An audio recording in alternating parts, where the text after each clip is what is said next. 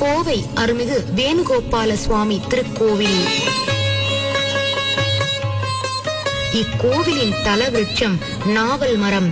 தீர்த்தம், தலம், மூர்த்தி ஆகிய மூன்றும் ஒரு சேர அமைந்த அற்புத ஆலயம். தினமும் 5 கால பூஜை நடைபெறும் இவ்வாலயத்தில் திருவோண நட்சத்திரத்தில் விரதமிருந்து பால் பாயாசம் படைத்து சகஸ்ரநாம அர்ச்சனை செய்து வழிபடும் தம்பதியருக்கு குழந்தை பாக்கியம் அளிக்கிறார் வேணுகோபாலன். முகூர்த்த தேங்காயை எம்பெருமானுக்கு கொடுத்து திருக்கல்யாண உற்சவம் செய்து வைப்பதாக வேண்டிக் கொண்டாள் மாங்கல்ய பாக்கியம் விரைவில் கிட்டுமாம். பக்தர்களின் வேண்டுதல்களான சோறூட்டல், துலாபாரம் போன்றவையும் இங்கு நிறைவேற்றி வைக்கப்படுகிறது.